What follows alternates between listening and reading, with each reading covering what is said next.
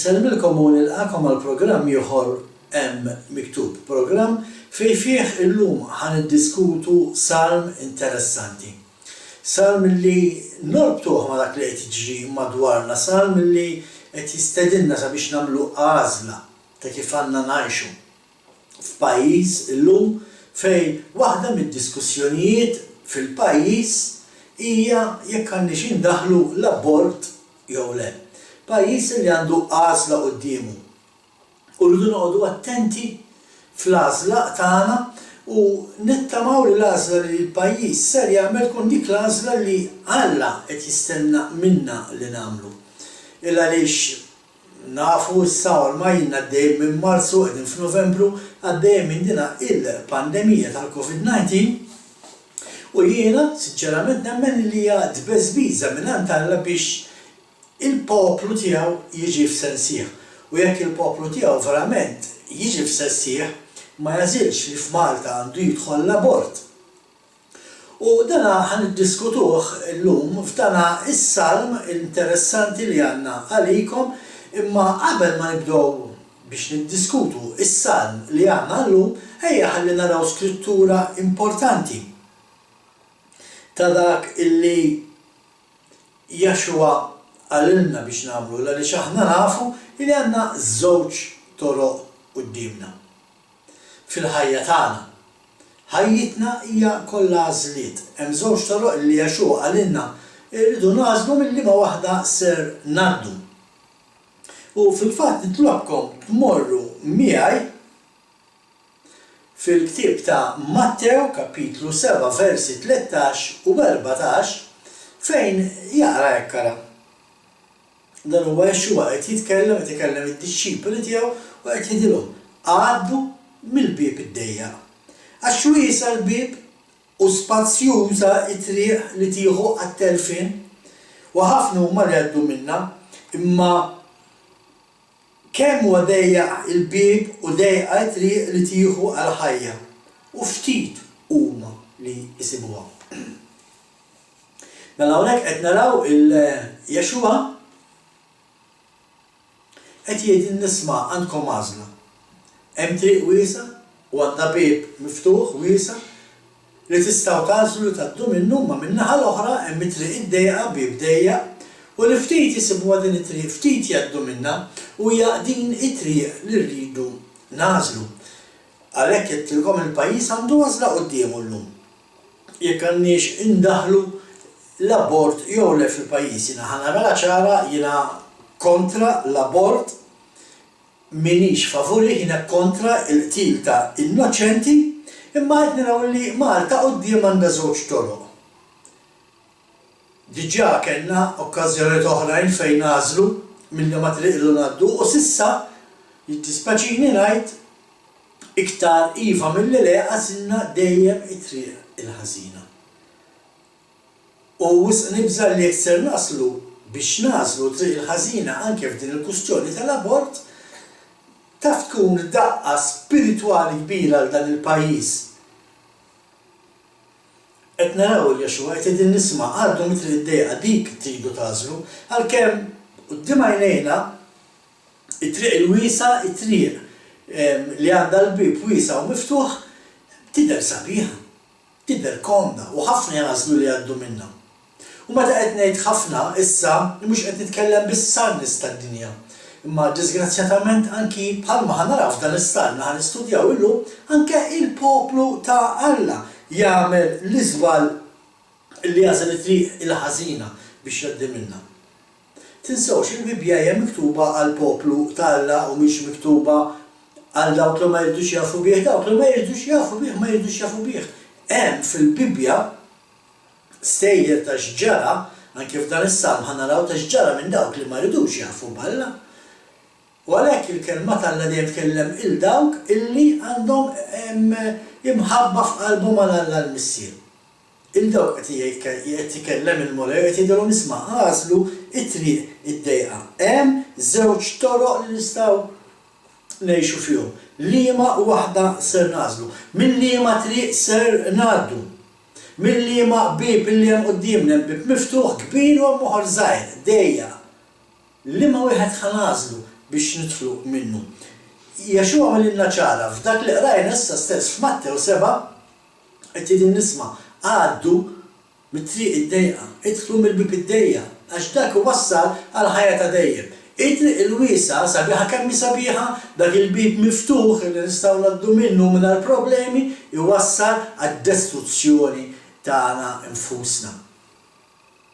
Il-Messija jagħmilha ċara li waħda mit-toroq twassal għal ħajja ta' dejjem u l-oħra twassal għat-tieni mewt. U dan huwa il-messaġġ fil-kelma tagħlla huwa ċar u ma jinbidel qatt. U naraw li il-messaġġ huwa li aħna salvati permezz ta' Jexua, permezz ta' dak li Jexua għamel għalina. U aħna salvati biss minħabba dik ir-raġuni. U huwa permezz tiegħu li aħna nistgħu niġu quddiem Alla l-Missier u nintnatfu minn ħtiejietna u allura issa Alla jista' jadottana bħala uliedu li huwa prattikalment huwa privileġġ li aħna nistgħu nissejħu uliedu. U ekku aħna ulielu.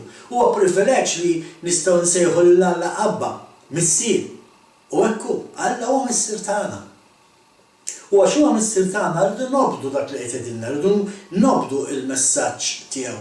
U għalhekk irridu noqogħdu attenti mill-liema triq irridu ngħaddu. Dan huwa l-messaġġ li Jexua qed jagħti. Qed jgħidilna isma' imxu warajja. Jekk intom tridu tkunu salvati tridu tiġru warajja, timxu warajja. Issa aħna nafu li Jexua huwa l-kelma talla magħmul bniedem għal-dassal biex nimxu wara Jexua, irridu nkunu qed nimxu wara l-istruzzjonijiet talla, wara l-kmandamenti talla, wara dik li ħafna jsejħula it-Torajja, kelma Ebrajka bil-Malti hija istruzzjonijiet u għal-daqstan dak li Jexua qed jgħidilna. Jekk intom timxu wara l-istruzzjonijiet ta' Alla, għax Jexua huwa il-kelma talla, mela biex nimxu wara Jexua rridu nimxu wara il-kelma talla, jekk intom tagħmlu hekk tkunu salvati. U biex nimxu ħanaraw anke f'dan l-istudju ta' dan is-salm biex nimxu fit-triq li Jexua qed jgħidilna għandna bżonn ikollna il-kelma talla f'qalbna. Ida li x'minħajra naqgħu u nitfixklu. Importanti ħafna meta nitkellmu fuq dan l-affarijiet anzi huwa li naraw x'qed jgħid il-ktieb tal-Apokalissi. Jew forsi rivelazzjoni fil-Bibja tiegħek jiddependi liema verżjoni għandek. Apokalissi, kapitlu 12, vers 17, araw x'jgħid. U d-dragun intela bil-korla għal-mara u mar biex jagħmel gwerra mal-bqija ta' nisilha ma' dawk li jħarsu il-praċetti talla u li għandhom ix-xhieda ta' Jexua. Mela l-fatt li aħna ngħidu isma' jiena Kristjan, għax-xitan ma jfisser xejn.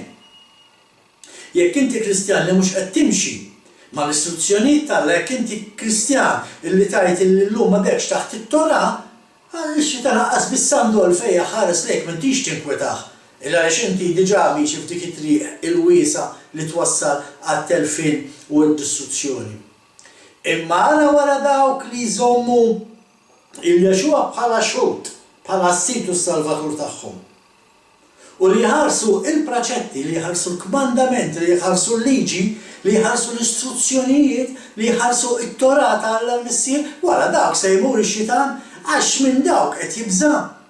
Il-dawk irid jipprova jtellef il-ħajja ta' dejjem. Din hija ċara f'dana il-passaġġ li għadna kif rajna mill-ktieb tar-Revelazzjoni. Allura qed naraw li meta aħna nibdew nimxu fil-ħajja li Alla kmandana biex ngħixu, aħna finalment nirċievu il-weda li Alla stess għamel illi ngħaddu għall-ħajja ta' dejjem. Ngħaddu l-ħajja ta' dejjem fuq din l-art taħt sema ġdida u art ġdida. Tajjeb, nafu li triq hija dejqa. Il-bib huwa dejjaq u dan ifisser li mhux faċli tgħaddi minnha. Mhux qed ngħidu li l-ħajja tal-Kristjani hija faċli, għall-kuntrarju. Għaliex mhux faċli? Għaliex il-mument li x-xitan jarak qed timxi wara Jexua u allura qed tobdi issa il-kmandamenti kollha ta' Alla l-Missier, l-10 l-huma, mhux 9, l-10 l-huma, Allura hawnhekk issa x-xitan jibda jagħmellek in-nases, jibda jipprova jwaqqaq, jibda jipprova jonsbok biex forsi itelfek dik is-salvazzjoni, dik it-triq tal-ħelsien. Għalhekk Jaxua f'Mattew 24 vers 13, meta Jaxua qed jitkellem fuq dak li jrid jgħaddi minnu l-kredent. X'jgħidilna Jaxua? Mattew 24 vers 13. Imma min jeqpa' jżomm sħiħ sal-aħħar dan isalva. Ma nirridu nżommu sħaħ sal-aħħar. Mhux billi ngħidu jiena Kristjan. Tittara il-Kristjan x'suppost jagħmel, x'irid jagħmel biex jogħġob l-Alla, biex jogħġob l-Alla l-Kristjan irid jimxi wara l-kmandamenti tiegħu. Sal-aħħar. Rridu noqogħdu attenti li ma naqgħux, rridu noqogħdu attenti u ma nħallux ix-xitan jitħaq bina. U dan wkoll jenfasizzah sewwa u ħafna David fis-Salm tiegħu meta kiteb Psalm 119 nek imorru vers 110 u 111 f'daw iż-żewġ tifrus. Ejja naraw x'qal is-Salmista. Morru miegħi jaqraw Psalm 119 versi 110 u 111. Il-ħżiena nażbuli x-xibka. Għax dak xogħolhom jippruvaw waqqgħu, jippruvaw kaxkruk magħhom. Kemm smajna min jipprova jwaqqana u jgħidilna le mhux veru llum m'għandekx għalfejn żomm is-sibt qaddis, illum kull ġurnata hija qaddisa. Jiddispjaċini ngħid il-kelma tiegħi, il-kelma talla li għandi jiena fidi ma tgħidx hekk. Imma kif qal eżattament is-Salmista, il-ħżiena nasbuli x-xibka. Imma jien ma warrabtx mill-praċetti tiegħek għal xejn jippruvaw jiġu u jgħidulna llum is-sibt m'għandekx għalfejn żommu qaddis, illum kull ġurnata hija qaddisa, le aħna ma nemmnuhomx. Għax aħna ma noqogħdux fuq il-kelma tal-bniedem, aħna noqogħdu fuq il-kelma tal-Alla u għaldaqstant ma warbux mill-praċetti tiegħu. Ara vers 111 jgħid, il-praċetti tiegħek wirti għal dejjem. Għal dejjem. U hekk ngħidlu jien lil-Mulej il-praċetti tiegħek, il-kmandamenti tiegħek, il-liġi tiegħek, it-Torah tiegħek hija wirti għal dejjem huma l-għaxqa ta' qalbi qed jgħidlu David. Mhux ta' b'xejn David Alla kienu ħobbu bil-livell ta' mħabba li kienu ħobbu. Għaliex għax David kienu ħobb il-liġi tal-Alla. U jekk inti tittoġob il-Alla, tittażel dik it-triq li tgħaddi minnha u segwi l-praċetti u l-istruzzjonijiet ta' Alla il-Missir. Għaliex dan il-messaġġ huwa meqjus importanti fi żminijiet li qed ngħixu illum. Għaliex hemm messaġġ ta' għerq kbir illum il-ġurnata fid-dinja. Id-dinja qed tippridka messaġġ li jista' jkun qarraq ħafna, bħalma fil-fatt iva hekk qed jagħmel. Huwa messaġġ fejn ngħidu li hemm aktar minn triq waħda li twaslek għand Alla l-Missier. Jiddispjaċini ngħidlek ħabib erġa' wara l-iskrittura li qrajna għax huwa qal hemm biss żewġ toroq. Dik it-tajba u dik il-ħażina. U minn dik it-triq trid tgħaddi. Mhuwiex veru li kull triq tista' twaslek għand Alla l-Missier. Mhux veru li jekk inti Hinduista, jekk inti Buddista, jekk inti Musulman, jekk inti ixini twemmin tiegħek, jekk it-twemmin tiegħek mhuwiex Kristjan u allura timxi wara l-istruzzjonijiet tal-Alla, inti ma tista' qatt tasal għand Alla. Huwa biss Jaxxua li jista' jwaslek hemm. Hija biss il-kelma tal-Alla li tista' twaslek hemm. Għax Jaxxua nerġa' ngħid ma naqafx nagħmel enfasi qatt ma nista' nagħmel enfasi biżżejjed, Jaxxua huwa il-kelma tal-Alla magħmul bniedem. Mela Jaxxua jista' jwaslek għand Alla kif? Permezz li issegwi il-kelma ta' Alla. Qed naraw illum messaġġ ta' pluralizmu reliġjuż li huwa messaġġ qarrieqi ħafna. Messaġġ li għandu lan demoniku illi jqarraq b'ħafna nies. Kemm hawn reliġjonijiet fid-dinja? Morru fuq Google jaw kemm hawn reliġjonijiet differenti fid-dinja. u reliġjonijiet verament differenti minn xulxin, kultant anke fl-istess denominazzjoni bħal huwa l-Kristjaneżmu ukoll issib ħafna reliġjonijiet differenti ta' Kristjaneżmu, imma waħda hija triq illi twassal għand Alla l-Missier. U dana il-messaġġ ta' ekumeniżmu fid-dinja illum ser jiġi mbuttat aktar il-qudiem iktar ma jgħaddi żmien. Iktar mhux ser jgħaddi żmien, iktar ħansibu nies li ħedulna u le nistgħu ngħixu kollha flimkien. Temmen x'temmen. Issa naraw. Għax jekk veru dan, għalfejn allura il-Kristjan jgħaddi mill-persekuzzjoni li jgħaddi. Jekk aħna bħala Kristjani nistgħu ngħixu mal-komplament tad-dinja li temmen f'affarijiet firħa, illa li jiġi l-Kristjan jiġi maqtul, illa li l-Kristjan jiġi jaqtawlu rasu barra, għal xiex. Imma dan huwa l-messaġġ għarrieq li d-dinja qed twassal kuljum. Messaġġ illi jgħidilna illi m'għandniex aħna bħala poplu tal-Alla ninqataw minn taħt l-awtorità ta' Alla ta' Abraham, Iżak u Ġakob. Jekk Alla tiegħek mhuwiex Alla li kien jemmen fih Abraham, li kien jemmen fih Iżak, li kien jemmen fih Ġakob, allura inti m'intix miexi fit-triq it-tajba. U għalhekk qed ngħid mhux veru li nistgħu ngħixu kollha flimkien kulħadd jemmen li jrid, huwa messaġġ qarrieqi. U l-mistoqsija di għaliex dan il-messaġġ huwa qarrieq. Illa li bħalma qed naraw kif qalilna anke Jexua stess, jekk aħna nażlu li ninjoraw lill-Alla u allura ninjoraw il-kelma tiegħu għax jekk inti tinjora l-Alla m'intix ħatati każ il-kelma tiegħu. Jekk inti tinjora l-Alla m'intix aqqas ħatati każ il-kelma tiegħu magħmul bla bniedem il-Jexua il-Messija. Allura inti issa qed tażel li timxi f'dik it-triq li fuqha wissiena Jexua biex ma ngħaddux. Imma għal ħafna dik it-triq hija faċli. Ħafna se jispiċċaw jgħaddu minnha u meta ngħid ħafna nerġa' ngħid. Dan għall-messaġġ mhuwiex għall-poplu tad-dinja, mhumiex għal dawk li ma jridux jafu balla. Dan il-messaġġ dejjem ikun għall-poplu tal-Alla. U ħafna nies li jaħsbu li huma verament tal-Alla se jintilfu. Se joħorġu minn taħt l-awtorità ta' Alla il-Missier u għaldaqstant il-moment li inti tmut u m'intix taħt dik l-awtorità ħatgħaddi għat-tieni mewta, ħatgħaddi għal dik il-mewta ta' ħajja mingħajr Kristu. Iva, hemm żewġ toroq li waslu żewġ destinazzjonijiet differenti ħbib tiegħi.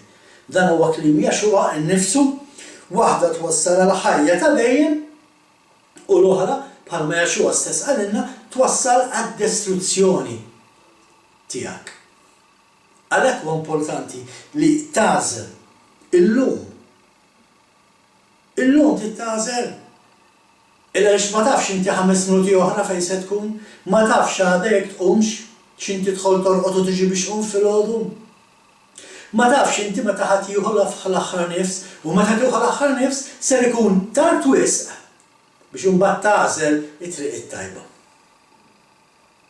U bħalma qed naraw allura Jexua qed jgħidilna biex nażlu it-triq id-dejqa biex ngħaddu mill-bib id-dejja u la Jexua qed jgħidilna biex ngħaddu mit-triq ifisser li ħajjitna hija mixja. Fil-każ tagħna mixja fit-triq id-dejqa. U allura biex ngħaddu f'din it-triq irridu noqogħdu attenti bħalma diġà qatt anke kif kwota tajjeb, kif kiteb tajjeb is-salmista, irridu noqogħdu attenti li ma noqogħdux naqgħu f'kull nasba, f'kull tentazzjoni jew f'kull okkażjoni ħażina li insibu ma' wiċċna. Għaliex għax hawnhekk ikollna allura problema. U kif nistgħu nagħmlu dan? Kif nistgħu nkunu ċerti li aħna ħanaddu mit-triq id-dejqa? Triq li fiha ħafna ostakoli, triq li mhix faċli timxi. Imma allura kif se nkun ċert jiena, kif naf jiena li nista' ngħaddi minnha din it-triq mingħajr ma naqa'? U hija mistoqsija interessanti ħafna. Importanti li biex taħdem inti trid tkun taf l-Alla, trid tkun taf Alla minnu. U trid tkun taf inti min inti f'Alla. Inti trid tkun taf li Alla hija dejjem hemm f'kull ħaġa li nagħmlu. Alla qiegħed qudiemna, Alla qiegħed warajna, Alla qiegħed mal-ġenb tagħna. Għaliex qiegħed qudiemna? Qiegħed qudiemna ġifieri nafu li dak kollu li ħanagħmlu Alla qed jarah. U għalhekk irridu noqogħdu attenti li ma noqogħdux nagħmlu l-ħażen, għalhekk irridu noqogħdu attenti li ma nagħmlux nubiet għax tkun fejn tkun, mistoħbi fejn inti mistoħbi, anke qiegħed fid-lanċappa Alla xorta qiegħed jarak. Min-naħa l-oħra inti tkun taf li Alla qiegħed ukoll warajk. X'jiġifieri? Jiġifieri Alla qiegħed hemm jieħu ħsieb darek, qed jipproteġik. Illum nafu kemm ħafna huma mberkin u Alla qed jipproteġihom anke minn din il-pandemija li qed narawha taffettwa ħafna nies mhux biss għax jiġu infettati, imma qed naraw anke nies li jmutu minħabba l-infezzjonijiet tagħhom, imma ma ninsewx illi mhux biss minħabba l-infezzjoni hawn nies illi t-tip ta' ħajja li qed ngħixu illum qiegħda taffettwahom ħażin.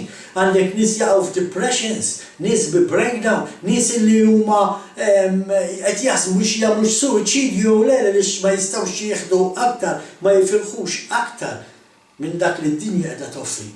U għalhekk importanti li nkunu nafu li isma' Alla qiegħed warajna, Alla qed jieħu ħsiebna. Huwa hu li qed jipproteġina, imma biex inkunu żguri li Alla qed jipproteġina rridu nimxu fit-triq tiegħu. Jekk aħna mhux se nimxu fit-triq tiegħu, jekk aħna ħanażlu ngħaddu mit-triq il-wiesa, allura issa l-protezzjoni t'Alla telqet minn fuqek. Hija għażla tiegħek minn fejn inti trid tgħaddi. U dan nistgħu nagħmluh biss jekk ġewwa fina għandna l-kelma t'Alla. B'hekk biss nistgħu nkunu nafu li Alla qiegħed qudiemna, Alla qiegħed warajna, Alla qiegħed mal-ġenb tagħna. Għaliex qiegħed mal-ġenb tagħna? Isom minn għajnejna, jinnaqgħu, jerġa' jiġborna, Alla huwa ġust. Alla huwa ġust ma' dawk li verament iridu jimxu miegħu. Iva jkun hemm mumenti fejn taqa', fejn tisbalja, imma Alla lest jekk inti tindem Alla lest li jaħfillek, lest li jerġa' jqajmek u lest li jerġa' imexxik fit-triq id-dejqa imma triq it-tajba.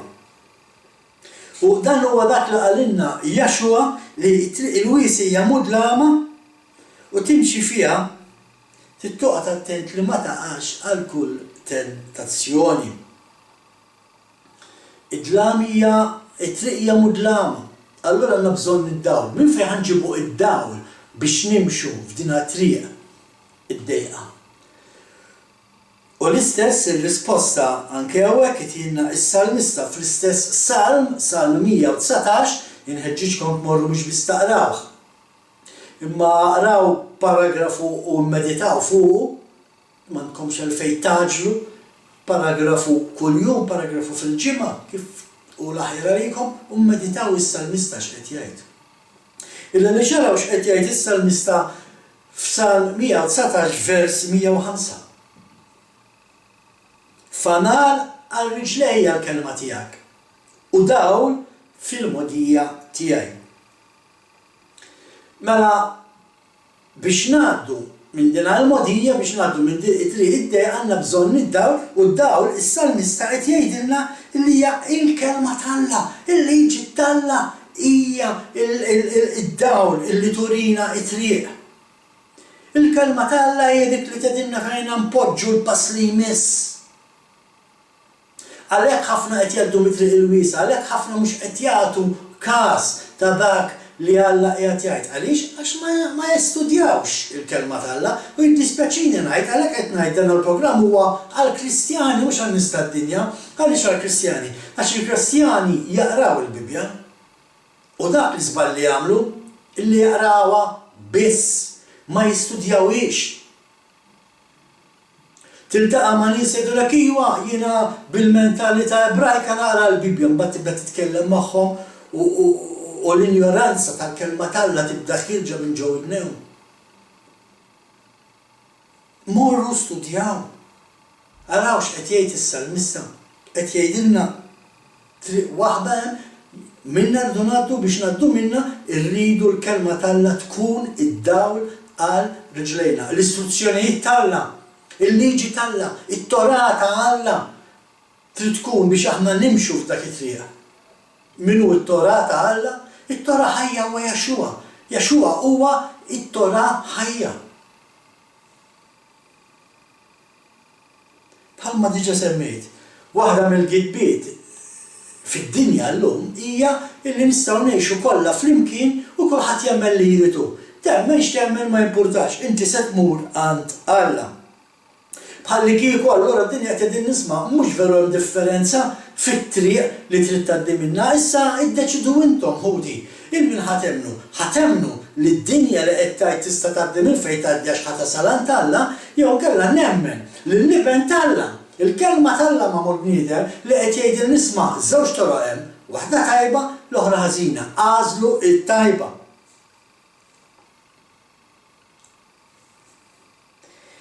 Hija gidba kbira li tgħid li nistgħu ngħixu flimkien taħt reliġjonijiet differenti u li kull reliġjon twaslek għand Alla. Din hija gidba kbira. U r-risposta ta' di il-gidba u ta' kif insiru nafu li mill-liema triq irridu ngħaddu liema triq għandna nażlu insibuha fis-salm li aħna se nistudjaw flimkien. Fil-fatt qed nitkellem fuq Salm 95. Salm 95 interessanti ħafna, għalhekk ngħidilkom jekk taqrah forsi tkun rajtu imma meta tistudja x'qed jgħid is-salmista. X'messaġġ qed iwassal Alla permezz tas-salmista f'dan is-salm. U Salm 95 fil-fatt jorbot ħafna ma dak li qalilna Jaxua stess. Għaliex li x'jagħmel kuntrast li hemm bejn iż-żewġ toroq. It-triq li twassal għal ħajja ta' dejjem u triq li twassal għad-destruzzjoni tagħna stess. Anke l-Apostlu Pawlu jagħmel riferenza għal dawn l-affarijiet, għalkemm forsi ma jsemmix triq wiesa u triq dejja, qabib wiesa, qabib dejja, imma Pawlu jekk tmorru miegħi fit-tieni ittra li kiteb lill-Korintin, it-tieni ittra lill-Korintin, kapitlu 6, versi 14 sa 16, l-Apostlu Pawlu jgħidilnek. La tintrabtux mal-pagani taħt madmat wieħed li ma jiġikomx, qed tara x'qed jgħid Pawlu ħbib tiegħi. Tintrabtux mal-pagani, mhux kull triq twassal għand Alla. Oqgħod attent. Ejja ħankomplu naqraw. X'għandhom x'jaqsmu bejniethom il-ġustizzja u l-ħażen. X'xirka hemm bejn id-dlam u d-dawl. X'ftehim hemm bejn Kristu u Beljar. Jew x'għandu x'jaqsam min jemmen ma' min ma jemminx. Qed jerġa' jagħmel enfasi Pawlu. X'għandu x'jaqsam bejn min jemmen u ma jemminx. Aħna li nemmnu li Jaxua huwa l-iben tal-Alla l-ħaj ma jistax ikun naqblu fit-twemmin ta' dawk illi jgħidu li Alla m'għandux iben. Fil-fatt din hija xi ħaġa li nsibu miktuba anke fil-Muskeja illi hemm ġewwa Ġerusalemm li huwa wieħed mit-tempji tal-Musulmani, imma meta inti tħares il fuq u tara x'hemm miktub mad-dawra tal-kopla, hemm miktub illi Alla m'għandux iben. X'hemm bejna u bejnhom nies li jaħsbu dil-mentalità, x'hemm bejnek u bejn il-Buddist? M'hemm xejn jaqbel. M'hemm xejn li jistaqbel bejnek u bejn bniedem li huwa Induista. Inti għandek Alla wieħed, l-Induista għandhom miljuni ta' Allat. L-aħħar vers, x'rabta hemm bejn it-tempju ta' Alla mal-idoli. Kif jista' jkun jiena nintrabat ma' nies li jadoraw l-idoli. Meta qed ngħid nintrabat ġifieri jista' jkun nagħmilha dan nies immur magħhom fit-tempju nitlob. Ma nistax. Huma jemmnu mod, aħna nemmnu mod ieħor. Dak li qed jgħid Pawlu. Hemm żewġ toroq. Ma tistgħux tidħaltu ma' dik it-triq. Dik id-driq jitħaltu ħafna nies, ħaddu ħafna nies minnha. hija wiesa u ħafna se jgħaddu minn hemm għaliex għax jitħaltu ħafna reliġjonijiet differenti imma rajt triq id-dejqa li minna għalilna biex ngħaddu Yaxua hemmhekk grupp ta' poplu wieħed se jkun hemm. Il-poplu ta' Alla. Dak li verament jemmen f'Jaxua għandu x-xhieda ta' Jaxua l-Messija u jimxi mal-kmandamenti ta' Alla l-Missir. Dak l-uniku poplu li se jkun hemm f'din it-triq. Dana mhux qed ngħidu, rajtilkom l-iskrittura fil-ktieb tar-Revelazzjoni, morru erġgħu arawha u araw Alla x'qed jgħid permezz tal-Apostlu Ġwanni. Ser naraw f'Salm 95 li se jiġu nfissra żewġ toroq li għandna qudiemna. U l-importanza serja li nkunu nafu minn liema triq iridu ngħaddu. Iva hija importanti. Ma tistax inti ma tqis minn fejn tittardi. Ma tistax tala' għajnejk u għax taf li triq ma fiex ħofar ħanaddi minnha għax ma tafx dik triq fejn se jwaslek. U importanti li nkunu nafu li ma triq għandna nażlu. Matul Salm 95 xin nkunu qed nistudjaw ser naraw sejħa sabiex inqimu l-Alla li ħalaq kollox. Għaliex, pereżempju, Mosè ħass il-bżonn illi fil-ktieb tal-Ġenesi jikteb illi kien Alla Elohim illi ħalaq kollox. Ma kitibix għal xejn.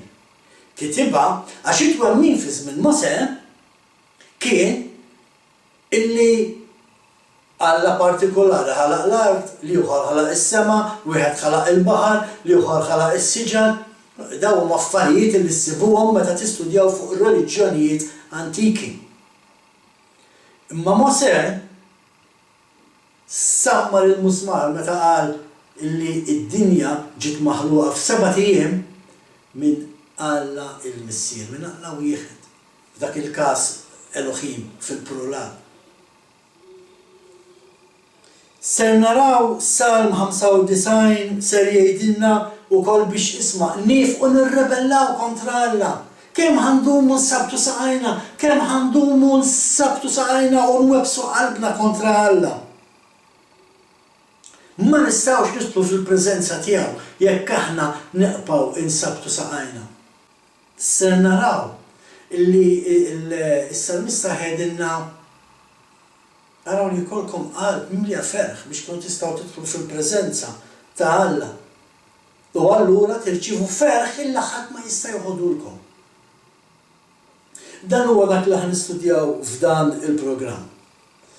Għaldaqstant allum ser nifqu hawnhekk tajjeb is-silsila tagħna ħadd kompli u mill-programm li jmiss wara dan ser niddiskutu allura ħnibdew nistudjaw għax jien qedtilkom importanti mhux li taqra salm li tistudjah tara x'qiegħed jgħid. U dak li ser nagħmlu fil-programm li jmiss fit-tieni programm f'din is-sensiela fejn ħanibdew naqraw Salm 95 u nistudjaw. Għaldaqstant inħeġġixkom biex ilkom taqrawh ħalli tkunu tafu fuq x'qed nitkellmu meta nagħmlu l-programm li jmiss u anke araw li dejjem ikolkom il-Bibja magħkom biex timxu magħna pass pass fuq dak li nkunu qegħdin ngħidulkom.